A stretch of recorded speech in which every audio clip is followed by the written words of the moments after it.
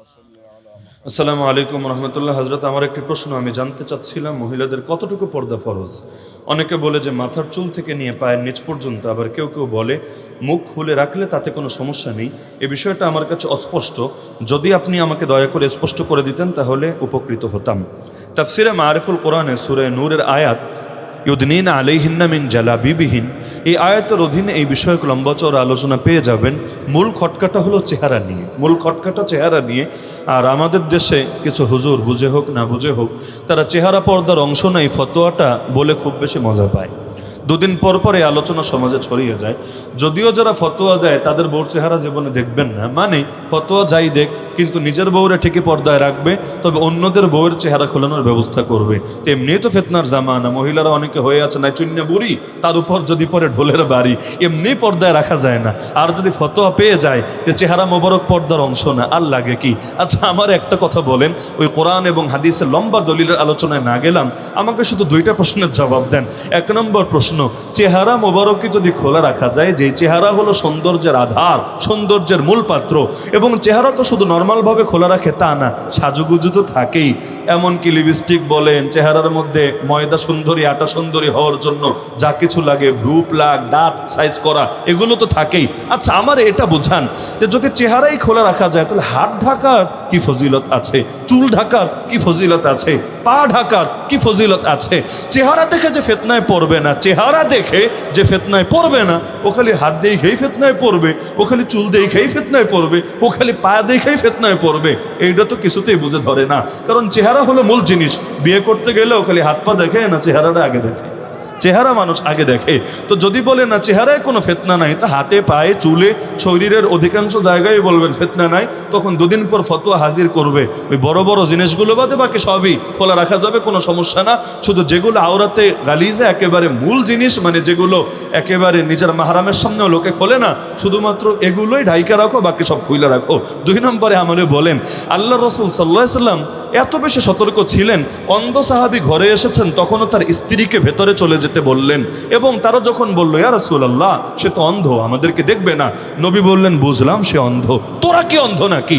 আফা আমি আওয়ানি আনতুমা আলাস্তুমা তুবসিরানিহি, তোরা কি দেখতে পাচ্ছিস না?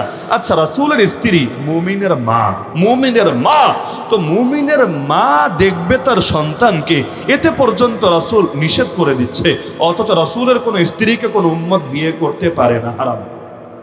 রাসূলের স্ত্রী রাসূলের জন্য খাস, রাসূলের ওফাতের পরও কেউ বিয়ে করতে পারবে না। তারা দুনিয়াতে রাসূলের স্ত্রী, আখিরাতে রাসূলের স্ত্রী। তাদের ব্যাপারে যদি নবী এত সতর্ক থাকেন, বলবেন না হুজুর এটা বিচ্ছিন্ন ঘটনা, এমনি একটা হাদিস না, কত দলিল লাগবে? আল্লাহ রাসূল গাড়িতে চড়েছেন, এই যুগের গাড়ি না, ওই ঘোড়ার গাড়ি, গরুর গাড়ি। এখন গাড়ি যিনি চালাচ্ছেন তার নাম সাহাবী আনজাশা রাদিয়াল্লাহু আনহু। কি নাম? আনজাশা রাদিয়াল্লাহু আনহু। তিনি গাড়িও চালাচ্ছেন, গুনগুন করে গজলও গাচ্ছেন। কারণ কষ্টের কাজ করার সময় একটু গুনগুন করে গাইলে শরীরটা হালকা লাগে, কাজটা সহজ হয়। গুনগুন করে গাচ্ছেন। রাসূল পেছন থেকে ধমক দিয়ে থামিয়ে দিলেন, রুয়াইদাকা ইয়া আনজাশা রিফকাম বিল কাওয়ারির লা তাকসিরিল কাওয়ারির। আনজাশা, চুপ করো, কাঁচ ভেঙে ফেলো না, কাচের প্রতি নম্রতা প্রদর্শন করো। বলবেন কাঁচ আসলো কোত্থেকে? আরে কাঁচ মানি নারীর অন্তরকে রাসূল উদাহরণ দিয়েছেন কাচের সাথে। নারী অন্তর নরম না শক্ত?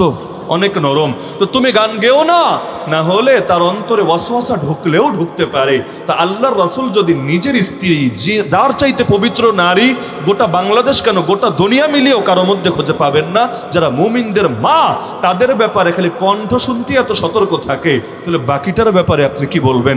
এমনকি সূরা নূর খুললে দেখবেন আল্লাহ বলে দিয়েছেন, মুমিন পুরুষদেরকে বলেন যেন দৃষ্টি নত রাখে এবং লজ্জাস্থানকে হেফাজত করে। মুমিন নারীদেরকে বলেন দৃষ্টি যাতে নত রাখে, লজ্জাস্থানকে যাতে হেফাজত করে। তাহলে দৃষ্টি নত রাখবে কিসের থেকে?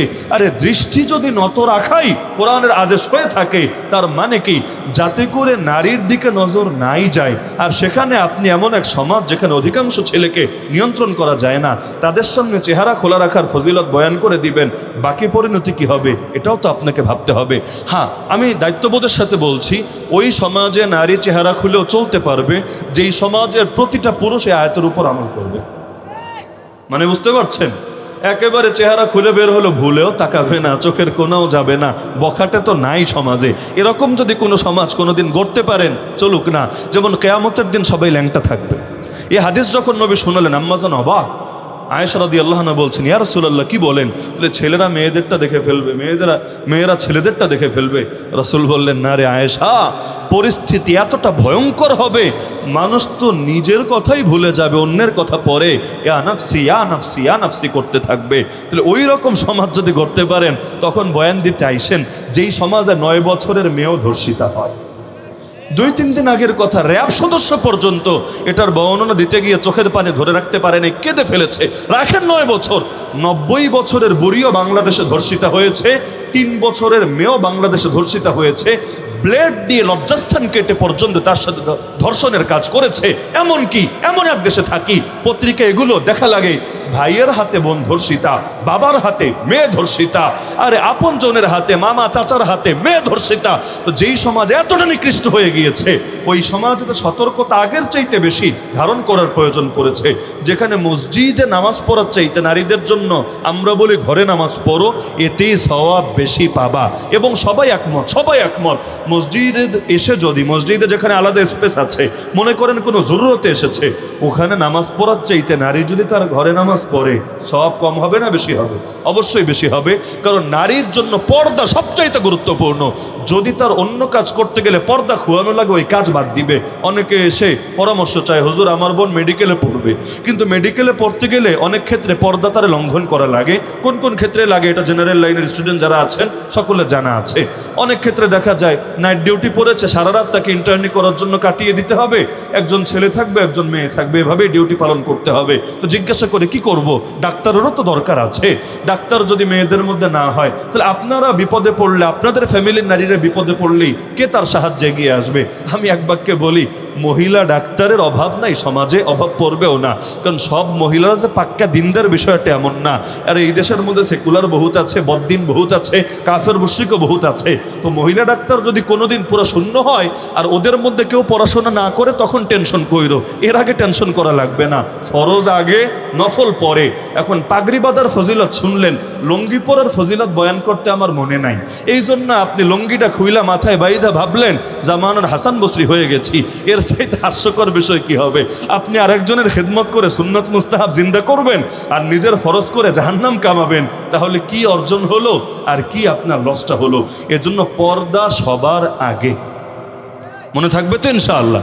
আর এই চেহারাটাই মূল ফিতনার কারণে যে ইফটিজিংয়ের শিকার হয় না। আচ্ছা, ইফটিজিং যারা করে, চেহারা দেখে করে না হাত পা দেখে করে? চেহারা, এই চেহারাটাই সব অনিষ্টের মূল। এজন্য তো আমরা নারীদেরকে এটাও বলে দিই, খবরদার, চেহারা দূরের কথা, হিজাব নেকাব পইরা খালি চোখ খুঁড়াও ফেসবুকে ছাইরো না। কেউ আছে চোখ ছাড়বে ফেসবুকে, হাত ছাড়বে ইনস্টাগ্রামে, হোয়াটসঅ্যাপের মধ্যে দিবে তার পা মোবারকটা, চুলটা দিবে গিয়ে আরেকটা প্ল্যাটফর্মে। ব্যাস, সবগুলো সামনে রাখালে আপনি মোটামুটি আইডিয়া করে নিতে পারবেন হালত কি আছে। নাউজুবিল্লাহ, এমন কোনো কিছু যেখানে কণ্ঠ শুনলেই ফিতনা আছে। কোরআনে আল্লাহ ডেকে ডেকে বলছেন নবীর স্ত্রীদেরকে, সফট ভয়েসে কথা বলবা না পরপুরুষের সাথে। সফট ভয়েস বুঝেন তো?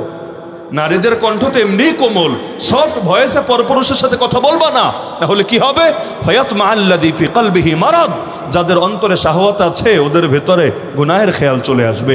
তো নবীর স্ত্রীদের জন্য সফট ভয়েসে কথা বলেই যদি নিষেধ থাকে, সেখানে চেহারা দেখানোর বিধান কি হবে? আচ্ছা, দেবরকে মরণ, এটা বলারই বা কি অর্থ? দেবরের থেকে যদি নিজের আড়াল রাখা লাগে, সেখানে চিনি না জানি না একজনের সামনে চেহারা খুলে দেব, সে কোন নজরে তাকাবে এটাও তো আপনি জানেন না। আপনার এই চেহারা দেখে কত খারাপ ফিল নিচ্ছে এবং কত খারাপ চিন্তা ভাবনা করছে, এটাও তো আপনি কল্পনা করতে পারেন না। সুতরাং ফতোয়া খালি শিখলেই হয় না, কোন প্রেক্ষাপটে কি বলতে হয় কমন সেন্সও থাকা লাগে। তো শুধু ইখতিলাফের অজুহাত দিয়েন না, হুজুর অমুক অমুক কিতাবে তো এই বিষয়ে ইখতিলাফ আছে। না রে পাগলা, এটা শর্ত বর্ণনা করা আছে যে কয়েকজন হাতে গোনা ব্যক্তি, যে কয়েকজন হাতে গোনা আলেম পূর্ব যুগেও বলেছে যে নারীদের চেহারা পর্দার অংশ না। তারা অনেকগুলো শর্ত লাগিয়েছে। 1 নম্বর লাগিয়েছে যদি ফিতনার আশঙ্কা না থাকে। 2 নম্বর লাগিয়েছে চেহারায় কোনো মেকআপ থাকতে পারবে না, আলাদা কোনো সৌন্দর্য থাকতে পারবে না, ভ্রু বলেন অথবা ঠোঁট বলেন অথবা গাল মুখ কোনো কিছুকে আলাদা সজ্জিত করতে পারবে না, স্বাভাবিক। তো এইরকম যে শর্তগুলো তারা দিয়েছেন, সবগুলো আমি টানছি না, ওই শর্তগুলো বাংলাদেশে আপনি জীবনে খুঁজে পাবেন না। তো শর্ত না পাওয়া গেলে বিধান থাকে কেমনে? উযু নাই, তায়াম্মুম নাই, নামাজ পড়বেন কেমনে? ইযা ফাতা শারত ফাতাল মাশরুত, শর্ত না পাওয়া গেলে বিধানও থাকে না, বিধানও চেঞ্জ হয়ে যায়। সুতরাং এই দেশে এই শর্তগুলো আপনি মিলাতে পারবেন না। আর অধিকাংশ আলেমরা যেহেতু এ ব্যাপারে চেহারা পর্দার অংশ এ কথাই বলেছেন যে আয়াত আমি বললাম দুদনিন আলাইহিন্না মিন জালাবিবিহিন এর আলোকে, সুতরাং এটা নিয়ে অন্তরে কোনো দ্বিধা রাখবেন না। তবে তাফসিরে মারিফুল কোরআন নাম শোনেন নাই? বড়টা 8 খণ্ডের যেটা, একটা শর্ট ভার্সন পাওয়া যায় ওটা না, 8 খণ্ডের যেটা, ওখানে আমার অনুরোধ থাকবে মা বোনেরা এবং যে ভাইয়েরাও আছেন সূরা নূরের পারলে পুরো তাফসিরটা পড়ে ফেলেন। একটা সূরা, 114টার মধ্যে মাত্র একটা সূরা, খুব বেশি কষ্ট হবে না। পুরো সূরা নূরের তাফসির পড়ে ফেলেন। পর্দার ব্যাপারে যত কিছু শিক্ষা লাগে মৌলিক ধারণা চলে আসবে ইনশাআল্লাহ। কোন সূরা?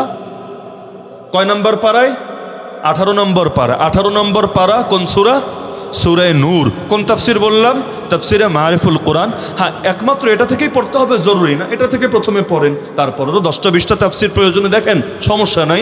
ইনশাআল্লাহ আপনারা পর্দা রিলেটেড মাসালাগুলো সমাধান পেয়ে যাবেন। আল্লাহ সবাইয়ের বোঝার তৌফিক দান করুন। সবাই দুরূদ শরীফ পাঠ করুন।